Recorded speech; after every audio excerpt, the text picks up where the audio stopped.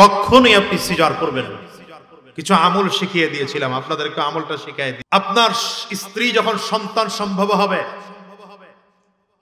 তখন থেকে তাকে বলবেন প্রতিদিন সূরা ইনশিকাক একবার করে তিলাওয়াত করতে। কোন সূরা?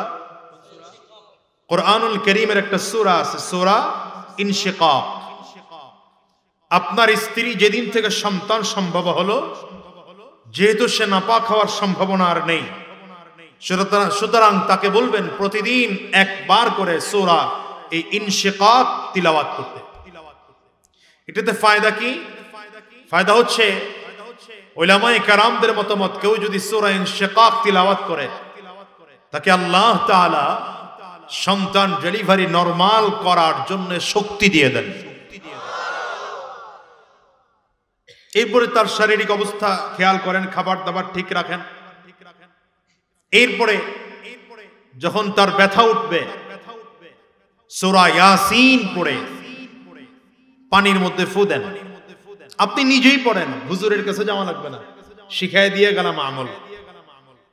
হুজুর আস্তে আস্তে পড়ে, এজন্য বুঝেন না আর কি, মনে করেন কোথা থেকে যেন কি পড়তেছে। কি কথা কন না? হুজুরের কাছে পানি নিয়ে গেলে হুজুর পড়ে পুরো ফু দেয় না, কি পড়ে?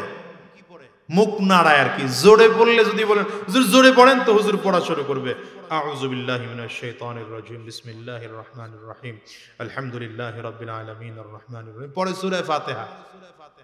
ওই আস্তে পড়ে তো এই জন্য মনে হয় যেন কি জানি কি পড়তেছে। কথা বলেন না কেন? আপনি নিজে সূরা ফাতিহা পড়েন। তো কি বললাম, আপনার স্ত্রীর যখন সন্তান হওয়ার সময়টা আসবে, ব্যথা উঠেছে, আপনি সূরা ইয়াসিন পড়ে পানির মধ্যে ফু দিয়ে পানিটা বারবার তাকে খাওয়ান, 1 মিনিট 2 মিনিট পরে পরে। যদি সন্তান হওয়ার ব্যথা হয় তাহলে তার ব্যথা আরো বাড়তে থাকবে, আর যদি এটা সন্তান হওয়ার ব্যথা না হয় তাহলে ব্যথা কমে যাবে ইনশাআল্লাহ। যদি দেখেন ব্যথা বাড়তেছে, এবার সূরা ফাতিহা পড়বেন 7 বার, দুরূদ ইব্রাহিম পড়বেন 7 বার, এবার ইস্তিগফার পড়বেন, আর পড়বেন রব্বি ইয়াসসির ওয়ালা তুআসসির ওয়া তাম্মিম বিল খাইর। এই দোয়াটা পড়বেন 11 বার, পড়ে পানির মধ্যে ফু দিবেন, খাওয়ায় দিবেন। ইনশাআল্লাহ আশা করা যায় আল্লাহ তাআলা আপনার সন্তানকে নরমাল ডেলিভারি করবেন, সিজার করতে হবে না ইনশাআল্লাহ।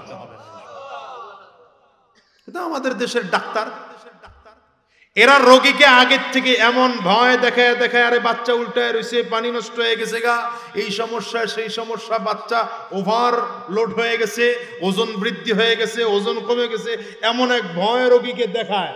ও কয় আল্লাহ আমারে বাঁচাও, তাড়াতাড়ি পেট কেটে বের করো। একটা 2টা বাচ্চা হচ্ছে, সিজারে কেন? এগুলোর মূল কারণ হচ্ছে চিকিৎসা সেবা নামে আমার দেশের মানুষদেরকে সুস্থ করা হচ্ছে না, বরঞ্চ অসুস্থ বানিয়ে দেওয়া হচ্ছে। এই যে আমাদের মা চাচিরা দেখবেন 10 জন 12 জন 14 জন সন্তান। কথা বলেন না? আমার আগে যিনি আলোচনা করলেন আমার আপন মামা, আমার এই মামা হলেন 5 ভাই, আর আমার মা খালা হলেন 4 জন। তো কয়জন হইল? কই সিজার তো লাগে নাই তাতে। আমার বাপ চাচা 3 ভাই, ফুফু 1 জন, আরেকজন চাচা ছিলেন ইন্তেকাল করেছেন আর আগেই। তো কয়জন হলো?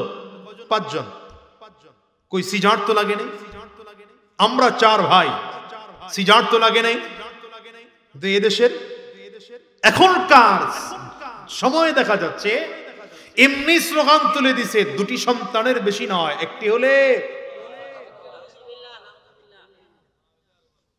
2টি সন্তানের নয়, একটি হলে আরো ভালো হয়।